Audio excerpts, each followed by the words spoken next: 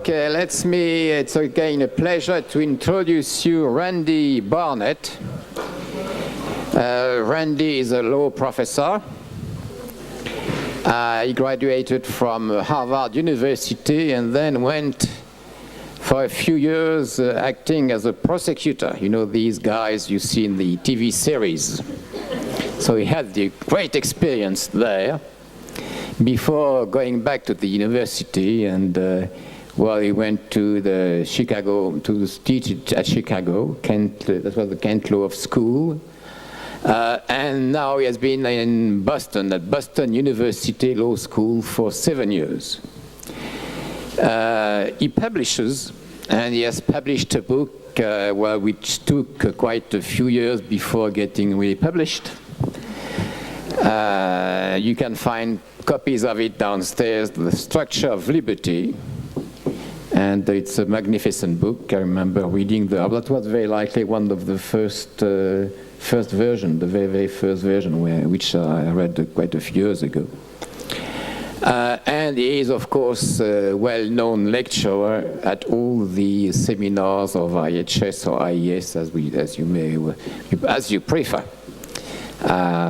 for quite a few years now. Well, he changed the title of his lecture, so he's going to talk about something completely different, but never mind, you will be able to listen to the original lecture later next week during the summer university.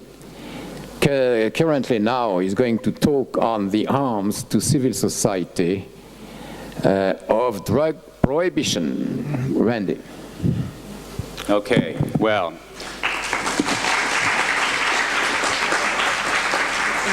Merci, Henri, for that wonderful introduction. It's a great pleasure to be here speaking to the hardcore, committed IES students who are not out having a good time this afternoon in sunny Aix-en-Provence. When it was raining, it was much better for the professors to speak. We had much less competition, but I appreciate those of you who have decided to forego the wonders of X for another hour or two to come and hear my talk. Before I begin my talk, I did put a website address on the board behind me, www.lysanderspooner.org. It is a website I've put together and am in the process of adding material to about a relatively obscure to everyone else, but prominent to libertarian 19th century radical libertarian lawyer named Lysander Spooner, who wrote some wonderful, wonderful, radical, inspiring work, all told amounting to 6 volumes of work, and gradually, eventually, all his writings will be on this website. I don't agree with everything Spooner said, but I am always inspired by reading him, and therefore have tried to honor him with this website. So please visit it when you get home. I would appreciate it. Also, as Henri mentioned, my book, The Structure of Liberty, is for sale downstairs. Just so that you know, I'm very grateful to Pierre for arranging at the last minute that these books should be shipped here. IES had to pay the shipping, which was $100, and then we'll have to pay the shipping of returning any one that's not sold. So you may think about that if you decide whether to buy now or buy later. If you buy now, at least you won't have to pay for the shipping. Is there a discount price? Well, the price will include, you don't have to pay extra for the shipping the way you would if you bought it on your own. Okay, so Henri mentioned to you that I used to be a criminal prosecutor, and I have to tell you that it was one of the finest times of my life, the most fun time of my life to be a prosecutor. I wanted to be a lawyer since I was 10 years old, and I wanted to be a prosecutor when I was in law school. I decided I wanted to be a criminal lawyer since I was 10, because I wanted to see that justice was done before I knew what a professor was, what a professor could do. And I was fortunate. I got to be a prosecutor. I got to be exactly the kind of prosecutor I wanted to be, which was what we call in the United States a state court prosecutor, actually employed by the county to enforce state law, not federal law. State law is against murder, rapes, armed robberies, the kind of crimes that we always used to think were the most important serious crimes before the war on drugs taught us otherwise. And I was fortunate not only to be a prosecutor, but to be a prosecutor in the days immediately before the United States government declared a war on drugs.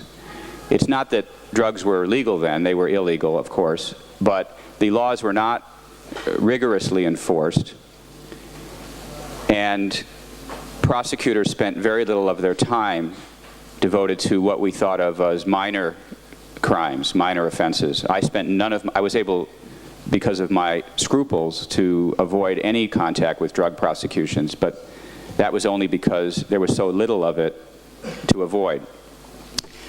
It is sad for me to say that I could not be a prosecutor today in the United States or anywhere else, because so much of what prosecutors do involves the persecution of drug users and sellers. And I use the word persecution advisedly. And I'll say more about how that what effect that has had. What the government of the United States and other governments have done, but I believe the government of the United States is one of the principal offenders, has declared war on an aspect of civil society. War on drugs is a war on the people who choose to use intoxicants. And actually, of course, not all intoxicants, but only the officially disapproved ones. Alcohol is legal most places. That's an intoxicant I enjoy myself, sometimes more than others. But that's legal. The others are not legal. So my talk today is going to be about the harmful effects of drug law, drug prohibition, on civil society. And I divide this topic into two parts. First, the harmful effects that prohibition has on drug users themselves. And the second part is the harmful effects that prohibition has on everyone else in civil society. Normally, let's talk first about drug users. Normally, we don't care about the effect of laws prohibiting conduct on the people that violate those laws. We don't care about the effect of the laws against murder. We don't care the effect that has on murderers. We don't care the effect of the rape laws on rapists or the laws against robbery on robbers. We don't care about that. But drug laws are different. At least they should be. Part of the reason for prohibiting drugs, the use of drugs, is to prevent people from harming themselves in some way. And that presupposes we're trying to help the people, that we care about these people, that we are going to try to stop from harming themselves. However, this means that if it turns out that the laws prohibiting intoxicating drugs actually works a very serious harm on the people you're trying to help, then we really have to care about this. We must care about this. It's part of the assumption of the law. To illustrate one of the many kinds of harms that drug laws cause, let me tell you a story that happened while I was a prosecutor. One of my jobs as a prosecutor was to interrogate suspects in the police station who were under arrest, obtain confessions if possible, interview witnesses, the police, to decide whether charges should be brought. One night, in the middle of the night, I was called to investigate. I was called in on a case where there were two suspects under arrest, and I was supposed to interrogate them, or interrogate them, let's call it that, in order to obtain a confession if possible. I can't remember, but I think neither one of these two men had confessed it up to that point. Oftentimes I was brought in after they'd confessed to the police, then I took another confession, since I was considered more independent than the police, more trustworthy as a prosecutor. But at any rate, I interviewed these two men, and from their own, well, actually, only one of them gave the whole story. The other one admitted part of it and didn't give details. The name of the man I interviewed, the defendant I interviewed, was named Juan Caballero. And he told me the following story. So the story I know is the story from his own mouth. 3 young men who he didn't know by name, but their names were Michael Salcedo, his brother Arthur Salcedo, and the friend of theirs, Frank Musa, lived close to Chicago, not in Chicago. They were about 18 or 19 years old, and they decided one night that they wanted to smoke marijuana. So, unable to go to the local drugstore to buy marijuana, where do you suppose they had to go to buy this perfectly benign substance, as benign as alcohol, more benign? Where do they have to go? Well, it's against the law to sell marijuana in the United States, and it is as it is in most of Europe. So where do they have to go? Who are the people that violate the law? Criminals, right? You don't go to law-abiding citizens to buy stuff that's against the law. So if you're going to look to purchase a good from criminals, you have to go where the criminals are. That's how you have to do it. So where do they go? They went to a hamburger stand known as King Castle on the northwest side of Chicago, which was habituated by gang members, Latino gang members, known as the Latin, let's see, I'm trying to get my, there's 2 gangs in the story and I'm trying to remember which was which. Known as the Latin, it was habituated by members of the gang known as the Latin Eagles. So they went into the hamburger store and asked the gang members who were hanging out there whether they had any marijuana to sell. Gang members said they didn't, and they didn't. They weren't selling marijuana that night. They didn't. That wasn't. Maybe they never did. I don't know. But one of the I think it was Frank Musa, thought that really, maybe they didn't trust us. This is against the law. Maybe they think we're policemen or something, and they don't trust us. So in order to make a good impression on these gang members, he started bragging about all the gang members he knew that he was friends with. And he named this person, he named that person, he named the other person. And it turns out that he was naming all the members of the rival gang, the Latin Kings. Now all of a sudden these gang members he's talking to, the Latin Eagles, are actually, you know what, I've got the story reversed, I just remembered now. He was talking to Latin Kings and he was bragging about his association with the Latin Eagles. So all the people he was talking about were Latin Eagles, but he was actually talking to the Latin Kings, and finally, so now these kings, they got interested in this guy. They said, "Really, tell us more," and he told more stories. And this Frank Musa started bragging about how he used to go out on what they called hits on Latin kings, meaning they would attack Latin kings, which he never had, or he would know. I mean, he wouldn't have made this stupid mistake if he had ever really had this kind of contact. He was just bragging. So what do the Latin kings do? They said, "Oh yes, well we do know how you can get marijuana after all. Come with us." So they took these 3 guys in the back seat of a car, and they drove them. It was in the middle of winter time. They drove them into an alley. The kings were in 2 cars. They drove them into an alley. They put a gun on him. At gunpoint, they let him out of the car and made him lay face down in the snow. Then one by one, they took him back into the car, pushed the first one in the car, and stabbed him to death. Then took in the back seat. Then took the next one in the car, pushed him on top of his dying brother, and stabbed him to death. And then saved the braggart till last, Frank Musa, put him in the car and stabbed him to death. So all of these 3 guys were stabbed to death in the back seat of this car.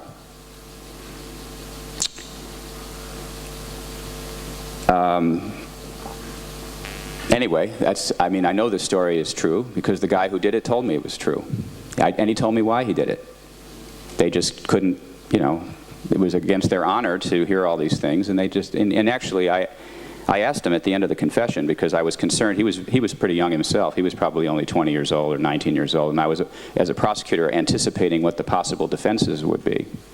So I would ask questions in the hopes that I would imagine what a lawyer would argue later. He was just a kid, he got swept up into the moment, give him at least a reduced sentence, etc. So I anticipate this. I'm a lawyer, I'm in the police station, that's my job. So I decided to ask him a question in anticipation of this. Sometimes I have to anticipate an insanity defense, not here. Other times I have to anticipate that someone can't speak English, not here. But that's what I was anticipating, the defense, that he was a young kid, got swept up in the heat of the moment. So here's what I asked him. I said, Juan, if you had it to do all over again, would you do it again? He said, if it was a sure thing. I said, there's no such thing as a sure thing. So he said, well, a lot of kings have killed people without getting caught, referring to Latin kings, not the royal kings we're studying at this conference. I said, I know, but you got caught. Would you do it again? And he said, I'd have killed the braggart for sure. I don't know about the other two. That made pretty compelling testimony at his trial. He was convicted of murder, sentenced to death penalty. I actually don't know if he ever was executed. It was a long time ago. He would have been by now. But I have read various appeals on this case. But all right. The link between drug prohibition and these three deaths are obvious. If these three guys, they weren't the greatest guys in the world, but they didn't deserve what happened to them. If these three guys could buy marijuana in a local drugstore, they'd be alive. If they could buy marijuana the way they could buy cigarettes, they'd be alive. They didn't have to die that winter day. They didn't have to be died. They didn't have to be killed, slaughtered. What caused that to happen was drug prohibition.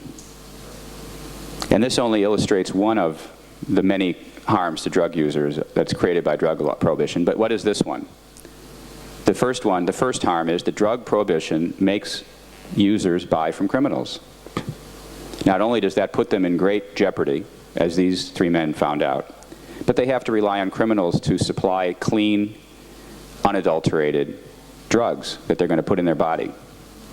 And I could tell you more stories about that, about how, for example, many drug overdoses, by the way, are not caused by the intoxicating drugs. They're caused by allergic reactions to the stuff that the drugs are mixed with. That's something the police don't usually tell you. Something that's not, for example, mentioned in coroner's reports, autopsies. They just say drug overdose. All right, here, let me just list some more effects on drug users, because I think I'm taking too much time. Drug laws raise the price of drugs. It's what they're supposed to do. It doesn't always work that way, but that's what it's supposed to do. But assuming it works the way it's supposed to, by raising the cost, the price, higher prices obviously require drug users to forgo other expenses, like what? Like food, like clothing, like shelter. That's not good for them. It's not good for their health. Remember, we're supposed to be concerned about their health.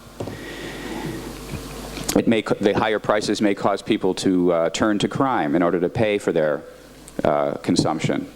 It's not good for them either. And, very important, higher prices have caused users to employ much more dangerous methods of using drugs than they otherwise would employ under conditions of legality. For example, injecting heroin is not done in societies that never made it illegal. Injecting heroin with a needle it's not the way societies originally used heroin. They usually used heroin by heating it and inhaling it or smoking it. Now, it's equally addictive if you do that, but you're not likely to die of an overdose because you'll just pass out before that happens. Whereas if you inject something into your bloodstream, you can die of an overdose rather easily by not putting in the right amount, or you can inject air into your blood. There's lots of causing, a stroke. There's lots of things that can happen. But injection is much more efficient, a much more efficient way to capitalize on a smaller amount of more expensive drugs than the other way is. So it forces people to use drugs more unsafely. It also accounts, for example, with needle sharing, which contributed to diseases even before it contributed to AIDS. All right. Next, drug laws induce the invention and popularity of new and potentially more dangerous drugs than the ones that they substitute for. There was a great story in the Wall Street Journal back in the 80s describing how it was that cocaine became so popular in the 80s. And I'll try to make this story shorter, but it's an interesting one. What happened was the U.S. government started paying the Mexican government to spray a leaf defoliant, which kills the plants by causing the leaves to fall off, called paraquat, on marijuana plants in Mexico. This was a U.S. government paid-for program. But what happened was when the plane flew overhead and sprayed this defoliant on the plants, the farmers would rush out and harvest their crops because otherwise their plants would die, and they would send them to market. Well, the problem was that paraquat is a very toxic chemical. And now you're sending to market marijuana tainted by this chemical called paraquat. Well, the consumers in California, primarily, who were using Mexican marijuana, they didn't want to use tainted marijuana. And these are these irrational druggies, right, who don't care at all about their health. But when faced with actually dangerous drugs, in the sense that it would harm their health, they didn't want to ingest it. So they started searching for another supply of marijuana that wasn't being tainted by paraquat. They found it in Colombia. Colombia had a marijuana crop in those days. So they started shipping marijuana. Instead of shipping it up through Mexico, they started shipping it up through the Florida Keys, which is closer to Colombia, a whole different route of supply that the drug authorities had yet to stop.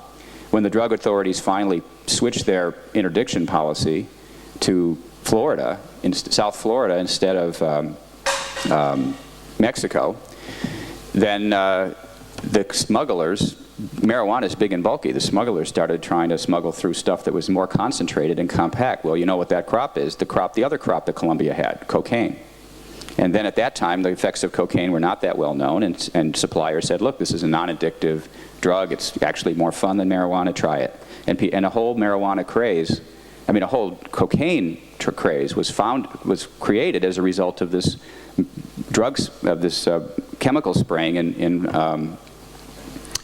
Mexico. If the government had left it alone, this wouldn't have happened. It took a long time for that to end. PCP, another formerly an animal tranquilizer, converted into a drug because it can intoxicating drug because it could be easily made in makeshift laboratories, in bathrooms, in people's apartments. Didn't have to be imported. Another very more dangerous drug.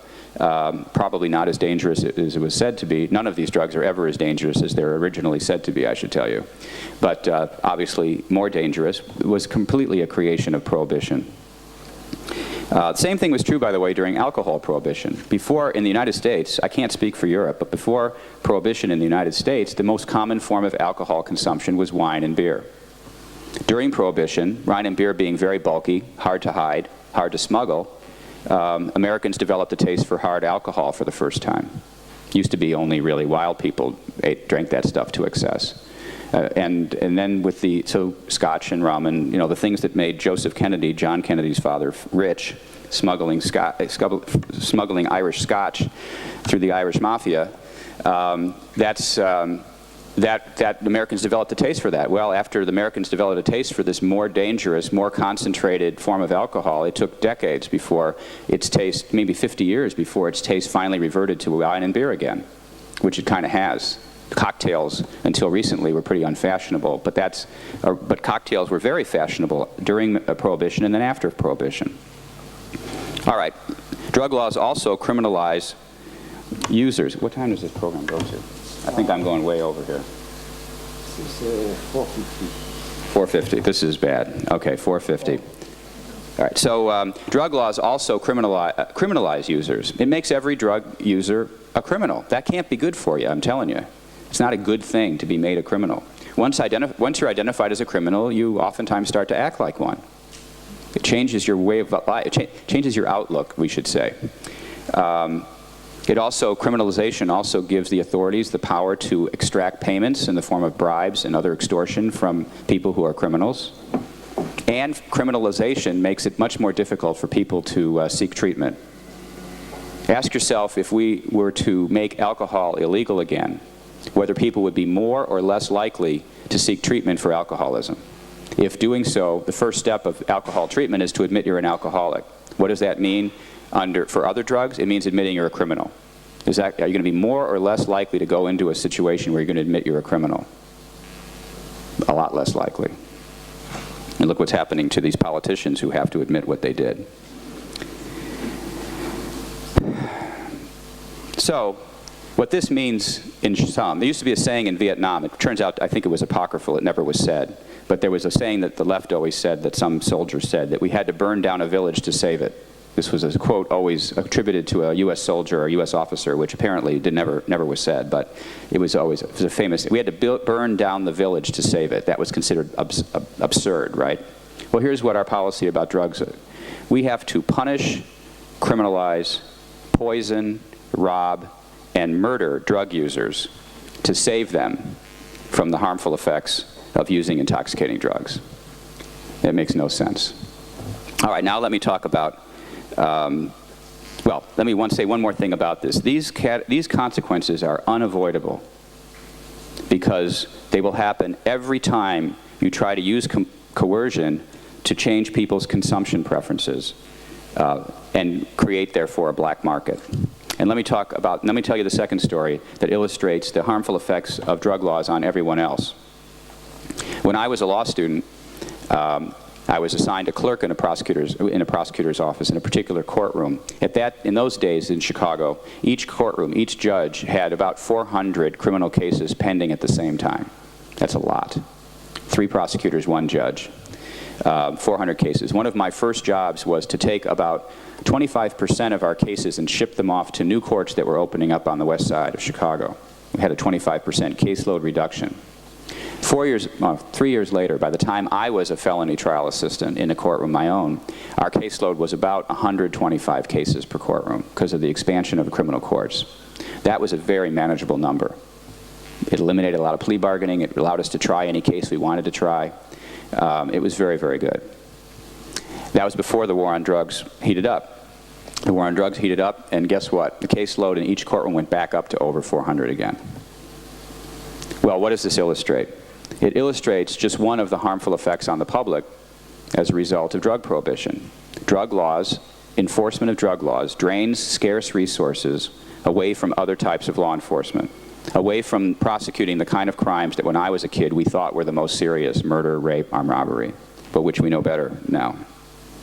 Now here's some other consequences for everyone besides that one. Drug laws lead to increased crime in ways I've already explained. Raising prices creates increased incentives for people to commit crimes to pay for their use. Criminalizing users makes them out to be criminals in other areas. They get into a criminal subculture. And perhaps most important, making drugs illegal creates a tremendous opportunity for murders and very serious assaults, but primarily murders. When I was a prosecutor, even before the drug war heated up, fully half the murders I prosecuted were drug-related, not in the sense that anyone was high on drugs, but in the sense that the person was killed because it was thought they were a drug seller who had either money or valuable substances that could be taken from them. The murder of drug dealers by other criminals was half the caseload of murders I had. That's a drug law related murder, not a drug related murder, a drug law related murder. And it's only gotten more common. And I could describe the grisly ways these guys were murdered. One guy with the scissors, one guy being hit in the head with an iron bar until he was dead so they could take his money and his drugs. These were cases I actually prosecuted. Drug dealers are very vulnerable to this because they have to operate outside of legal circles. So they have to isolate themselves, and they're known to have valuable substances that could be taken and no one will complain. Drug laws, even more importantly, obviously create a powerful organized crime network.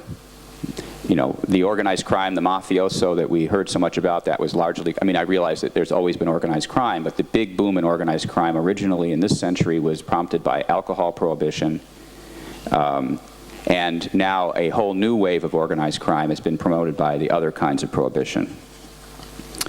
Drug laws, this is part that really bothers me in some respects the most, although I can't, the one that bothers me the most is the one I talk about last. But, and that is drug laws encourage enormous corruption of law enforcement officials. The large sums of money available to pay off police officers, particularly junior, low-paid police officers, is just enormous, just enormous. And once you corrupt a judge, and judges too for that matter, but once you corrupt a judge or once you corrupt a cop on drug laws, they're in your pocket for anything. They don't just stop at that. Some probably do stop at that, but it's not, you can't expect them all to stop at that. And how does that happen? Why is drug laws any different from anything else? Well, you have a black market with a tremendous amount of cash available. to pay these guys, and there's no victim. There's no, and I don't mean no victim in the sense that no one is ever hurt by drug use. I mean no victim in the literal sense that there's no one to pick up the phone and call the police and complain, and then be upset if the police get bought off. If you're the victim of a rape, if you're the victim of a burglary, and the police get paid off by the other side, that's risky for the police, because you can complain. But there's nobody can complain when you show up and make a drug bust and you find, you know, stacks of money, not all of which makes it into inventory, or drugs, not all of which makes it into inventory. Who's going to complain? I mean, that's the common thing that drug sellers say, that the cops took the money. So no complaining witness means it's just a tremendous opportunity for corruption, and it just happens everywhere. I should also add, there's an additional consequence, which is the international consequences. And I'm not going to say too much about this, but I believe that the drug prohibition has really caused an enormous amount of corruption in Latin American countries. And drug prohibition in the United States has caused an enormous amount of corruption in Latin American countries, and it's actually corrupted the whole government, caused the government to fall. Because this illegal substance becomes the main source of hard currency. And then the drug cartel runs the country, and nobody's going to stop that. Who's going to stop that? So we export that problem. Drug laws lead to enormous invasions of privacy for everyone. Persons who engage in this kind of behavior are trying to hide their behavior from public scrutiny. Therefore, if you're going to catch them, you've got to invade private spaces to catch them. There's no other way to do it. You invade it with informants, you invade it with searches without probable cause, but which you afterwards make up probable cause for. You invade it with electronic surveillance. These techniques have to be used. You cannot blame law enforcement for using the only techniques they can use to enforce laws that cannot be enforced any other way. And once the precedent for using the techniques in drug prohibition is established in the courts, the way the legal system works is it's therefore legal for every other thing. We have lost so many civil liberties in the United States, constitutional liberties in the United States, because of drug prohibition. I could not enumerate them all. And that may be another of the major categories of consequences. Police can't enforce these laws without violating the Constitution, and prosecutors, after the fact, have to argue why it should be constitutional for the police to do what they did, and one by one, occasionally a judge will say yes, and now there goes your constitutional rights. It's happened all over the place. Okay. I guess the only other thing I would talk about is the other side of the picture. Why do we have drug laws if this is the price that we have to pay? And I'll tell you one little story. I gave this same speech once to a law enforcement association, Illinois Regional Law Enforcement Association, made up of judges, police chiefs, and lawyers of various kinds. And I have to admit, I was quite nervous about this because I'd given this speech many times, and I was always the authority, as I am here. You know, I'm the former prosecutor, I'm the authority, you weren't, whatever, you know, so I can tell you this is how it is, and who's going to contradict me. But now I have to go into a room full of people, all of whom have much more experience than I had, and tell them the same story, the exact same speech. This is what happens, this is what it's like. You know, and any one of them could get up and tell you, you're full of it, it's not the way it is. So I was pretty nervous about this. I don't know what they're going to say. But I decided to take a chance. I gave the talk, the same talk I just gave to you, and then at the end of each factual claim, almost every factual claim, particularly, I remember the one specifically when I was talking about the corruption of police. This was with police chiefs in the room. I would say, this is happening, and you know it. This is happening, and you know it. And I'd say that periodically throughout the speech. And you know what? After the speech, not one person in that room contradicted my factual claims. Even I was a little surprised. I mean, some representatives of the Department of the Drug Enforcement Administration got up and yelled at me about, you know, the harmful effects of legalization, which is what I'm turning my attention to now. But nobody said I was wrong about the facts I was describing. Nobody. They were actually pretty sympathetic, I have to say. All right. What's the whole point of this? Why can't we end this policy? We can't end this policy because people believe more people will use drugs if you end this policy than currently do. That's basically what it boils down to. Everybody will use drugs, or many more people will use drugs, and you'll have a lot of bad consequences. What do we say in response to this? There's a few things to say. First of all, no one knows. I don't care what they say with great certainty. Nobody knows whether drug use will increase or decrease. An inappropriate fear of the unknown should not stop us from ending these consequences that we can be guaranteed of ending if we end prohibition. Even a moderate increase in drug use would be worth it if we could get rid of all these consequences that I've identified. And you also have to keep in mind that the number of people who use intoxicating drugs is very, very, very small as a percentage of society. Maybe a few million users in the United States of hard drugs. Maybe a few million more of marijuana, but it's a very small number. It's the reason why there's no political constituency for abolishing the laws, because there's so few people using it. If it was something very popular like alcohol, there'd be much more of a political constituency for abolishing it. So you really are persecuting a very small number of people, and we're wreaking enormous damage on society, on the civil society as a whole from this policy.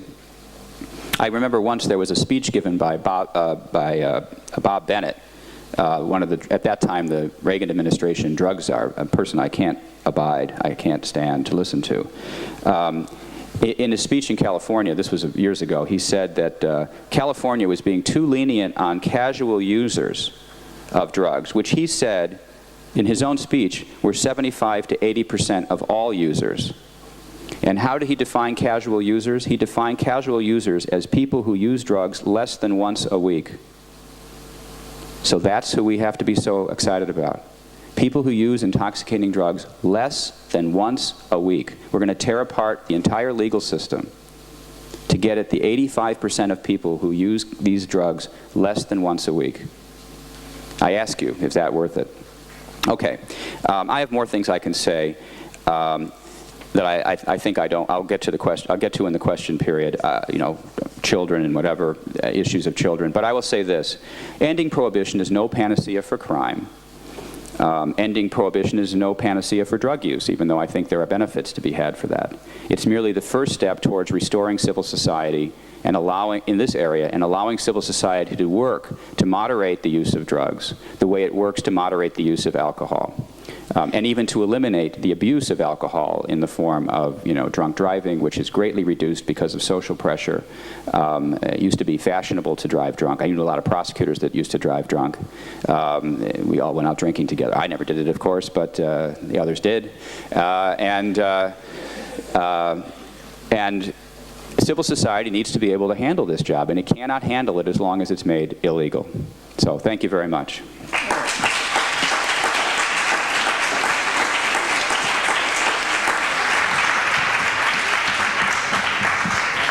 Okay, let's take 5 minutes questions. You didn't say a word about seizure laws.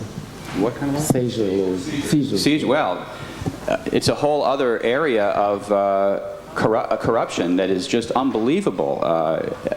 In the United States, it's possible to, the practice is what's known as civil asset forfeiture. Civil asset forfeiture. What it means is it's a civil, not a criminal proceeding in which the authorities merely allege under a statute that personal property, like automobiles or houses or boats or whatever, have been used in the course of a drug transaction or been used to facilitate drug marketing, and then the property is forfeited.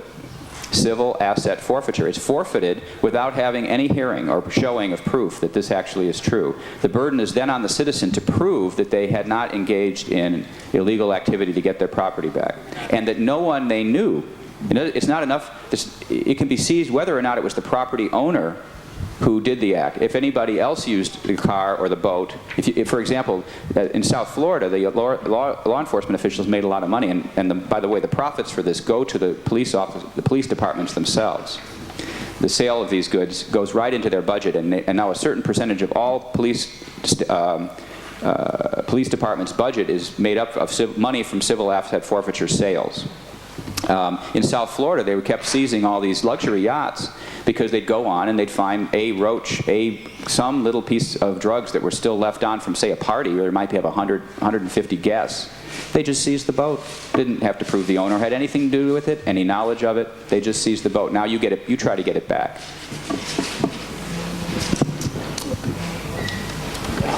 Okay. Yeah, I think just one point you might add. So, stop. Who is speaking? Okay. Sorry, Christy Davis.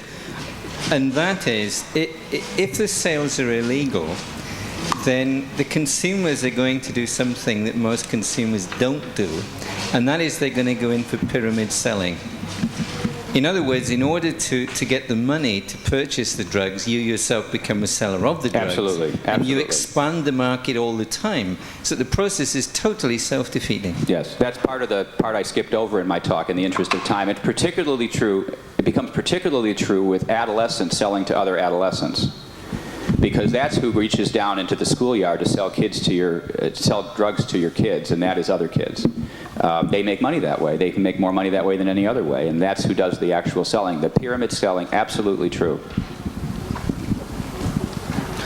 Hi, I'm Chang from Taiwan. It seems you mentioned about if we legalize drug and we are not sure if the demand will increase or not. It seems I got some impression is we can separate the demand from two sides. One is the total number in the society who use drug. Maybe this part won't increase because it's come from different source, preference and yeah. But for those persons, they have already used drug because the price is falling down. So according from economic theory, it seems the quantity they use the drug will increase. What's your comment about this? Well, interesting comment. The first half is as interesting as the second half. One of the assumptions of the argument that there will be a great increase in the number of users is that there is this great body of people who are not now abusing drugs or using intoxicants who would use it if we change the laws. And I think there's no reason to be confident that that's true. Once you take into account that many intoxicants are legal, and if people want to get intoxicated, they can do so now. And if people want to abuse intoxicants, they can do so legally now.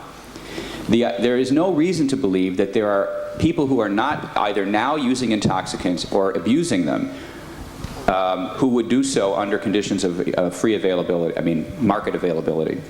So I think there's every reason to believe that the demand for this is relatively stable. Maybe it could change at the margin. Now, the other issue we raised is if the price goes down, won't people use more? I'm sure that in some cases that will happen. I think overall it's equally likely to expect that the money that is saved from a lower price will be spent on other things, perhaps on food and nutrition and other kinds of things. It's possible. And I don't think, by the way, there's any reason to believe that drug users will use more harmful drugs. I think there's every reason to believe they will pay for drugs that don't hurt them as much. You got to remember, most people who use intoxicants, maybe some in this room, most people who use intoxicants do so to get high. They don't do so to kill themselves. And they would prefer to get high the safest way possible. And that's exactly what the marijuana paraquat story illustrates, that these irrational, crazed druggies wouldn't buy tainted marijuana because they didn't want to harm their health. That's pretty typical. So I think what you're likely to see is safer drugs, certainly safer because they can buy them in a regulated amount, like safer aspirin. Can you imagine having to go buy Tylenol or aspirin off a street vendor? You'd really be confident about the quality of the aspirin you're getting, right? Well, that's what they have to do. So that's my response. Okay. My name is Boris Todorov from Bulgaria, Sofia. I have a small objection to your last words, and it is, what if by abolishing drug laws, using cocaine becomes fashionable? Because fashions are things that are temporary, but still many people fall in love with something. And what about students or high school pupils who just decided using cocaine is just a fashion? It's not a habit, but it's a fashion. It could go over in 5 years, but for these 5 years it could do real damage. I say because in Sofia, in Bulgaria now, about 60% of the students in the high schools are believed to have taken small drugs, I mean light drugs, and maybe about 10% cocaine. Is it legal or illegal in Bulgaria? It's not legal. It's not legal. No, no one pursues it. So how are you going to stop it? I mean, you've already made it illegal and it's happening. So obviously making it illegal is not solving the problem. That would have been my initial reaction. That is, these things do become fashionable, and then they wear off, the fashion wears off. Lots of times because the initial information the drug users have is not reliable, and experience. Remember something else. Drug users rightfully don't believe anything the authorities say about the harmfulness of these illegal drugs, because the authorities say that every drug is harmful that they made illegal, including marijuana, which is one of the most studied intoxicating drugs that there's ever been, and there's never been a death, one single death, ever attributable to the use of marijuana. I mean, generations have now used it, including the President of the United States. And if there were going to be any adverse long-term health consequences as a result of marijuana, it would have come up by now. We would have found out about it. But we haven't. That hasn't happened. Nevertheless, marijuana in the United States is what they call a Schedule I controlled substance, which is the most seriously controlled substance there is. Why should a drug user believe what the government says or what the experts say about the harmfulness of other drugs when they're obviously lying about the harmfulness of marijuana and perhaps other intoxicants? Therefore, when a new drug comes on the market and it's condemned for being unsafe, consumers are rightly skeptical of that. By the way, usually these condemnations turn out to be wildly exaggerated and untrue. Maybe not always. You can't, the government can't be wrong all the time, I suppose, but wildly exaggerated. So I do think it would be more credible if actually we told the truth about some drugs, intoxicating drugs, so that people would believe you when you said another drug was actually harmful. And that might mitigate these fads when they happen, which usually happen when a new drug comes on the market, which is not really controlled, so it's cheaper. Where the other drugs have been controlled, and then it has a booming interest in that drug until the authorities shift their resources to that drug, and then we have a new drug to take its place. Okay, let's take two more questions. I'm sorry, we won't be able to take everybody. So there is one in the rear of the room, nearby the booth. Yes, yes. Okay. Is this working? Yeah. Hi, I'm Maryse. I'm from Montreal, and it was a great expose about drug legalization and everything, but my only problem with it is that if you legalize drug, is it just going to be another way of taxing people, which means it's going to be like cigarettes and alcohol and everything. So this is... So, I mean, I think it would be a great pleasure of smoking a joint and enjoying it with my friends, but if it's just another way of giving money to the government, well, then I have a little problem with it. Well, I'm afraid to say that it's likely to be true, since when you're in other circles besides libertarian circles, somebody gets up, they always invariably say, and not only that, but look at all the money we could make by taxing it. And I said, well, there was a reason why I didn't put that one on my list of advantages. But you can expect that certainly will happen. On the second row. Okay, on the second row you were asking, yeah. Where is the microphone? Was it gone? No, there was, you already spoke. No? No? No, you didn't? Okay, go ahead then. He was first. Randy, what is your comment on the use of drugs in sport? Yeah.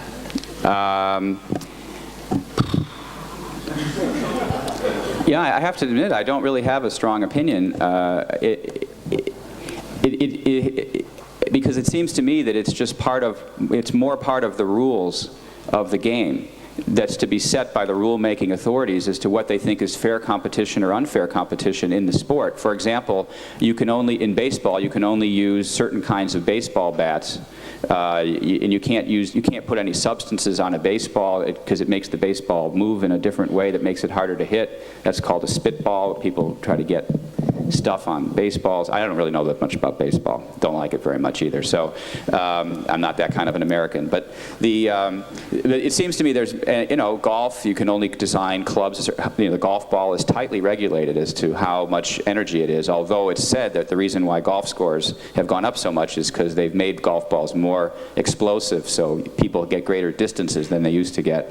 I don't know if it's true, but I just think this would be part of that if they're performance-enhancing drugs that people think creates an unfair advantage to some that would then cause everyone else to use it, like steroids, etc., then I think it's an appropriate role for the civil society.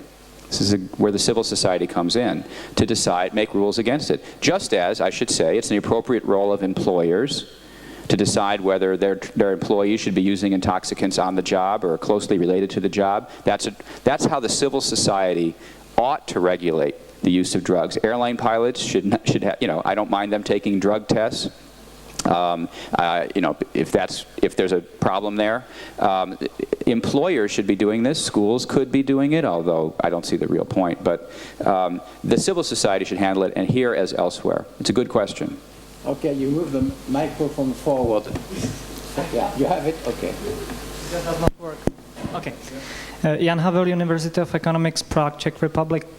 I have a question regarding responsibility for one's action, and I think it involves all sorts of drugs, including alcohol. Well, take an example that, for example, I take some drugs and then commit whatever crime or something, I kill someone. Then, am I responsible for killing the person, even though I did not at that point have control of my body? Or am I responsible just for losing control of my body? Either way, you will be held responsible. And of course, the same problem exists with alcohol more commonly than anything else. Alcohol, by the way, is a drug that can be associated with violence, unlike marijuana, which is associated with eating large quantities of snack foods. Okay, one last question on the second row. Well, I was just meaning to ask, is it or is it not a constitutional right for a person to harm himself? I mean, in most countries it is. In continental Europe it is. Is it in the US? And what do you have to say about that? I do think if you own your own body, that means you should be able to, that's a liberal principle, you should be able to use and dispose and enjoy of your body as you wish, including harmful behavior. Look, you can't do this, but you can jump out of an airplane with a parachute for fun. You can jump off of a bridge with a elastic cord tied to your ankles. You can do all, believe it or not, people actually put long slats of wood. They go up to the top of mountains and they slide down these mountains that are covered with snow. They run into trees, they run into rocks, they create avalanches, they get caught up in. You're constantly having to rescue these people with helicopters and dogs. It's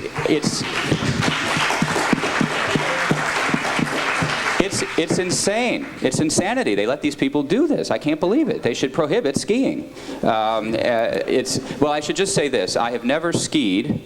I have also never used an illegal intoxicating drug. I can find which was hard to do when I was growing up, to not use it, I should say. I have never smoked marijuana. I have never used anything harder than marijuana. Unlike George W. Bush, I've never used cocaine.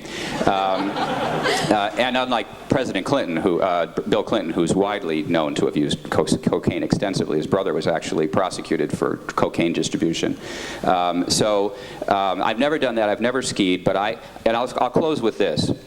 There was a 19th century American legal scholar, one of the first constitutional law scholars, whose name was in New York. He was the chancellor of Equity Court in New York, named James Kent, who's the law school I used to teach at, Chicago Kent College of Law, was named after him. And he was someone who, he never smoked, he never drank. He never drank anything but water. He never played cards. He never gambled. He was a completely virtuous person with respect to this. And at the time of the temperance movement in the 19th century was getting going, people were, these busybodies would go around and ask people to sign these temperance pledges. And this is how Chancellor Kent, who was this guy who was obviously very disciplined, responded. First he said politely he would not sign the temperance pledge, but then the people were more adamant and insistent that he sign it. And finally he said, "Sirs, I have never drank any alcohol, and if by the grace of God I never will drink alcohol, but I have a constitutional privilege to drink alcohol if I want to, and that privilege I will never surrender." That's the attitude we should have, I think. Okay.